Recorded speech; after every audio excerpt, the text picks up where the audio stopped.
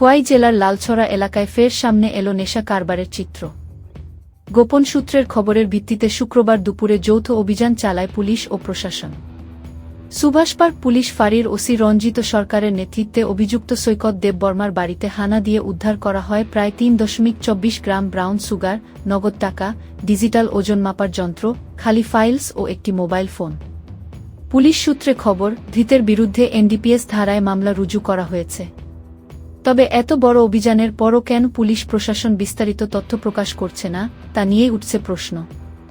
গোপাল সিংয়ের report, Assam prime network. আজকে প্রায় 12টা 5 মিনিটে আমাদের কাছে একটা সংবাদ আসে যে লালছড়া স্থিত সৈকত দেববর্মা, যার ওরফে যাকে বাল্টি নামে খুবই পরিচিত, সে তার বাড়িতে ড্রাগস ডিলিং করছে।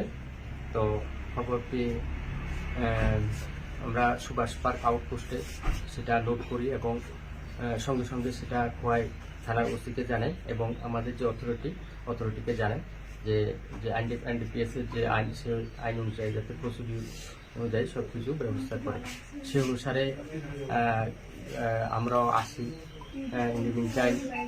ডিসিএম ম্যাডাম সালকামেরি দেববর্মা এবং একজন সিভিল উইটনেস পীযুষ দেবনাথ এবং অন্য স্টাফরাও আসে।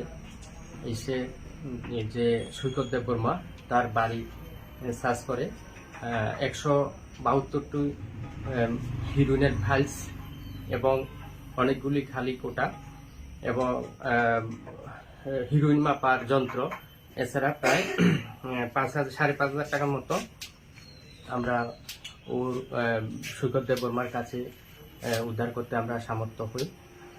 যে 172 কোটা হিরোইন, সেটাতে 3.24 গ্রাম হিরোইন পাওয়া যায়।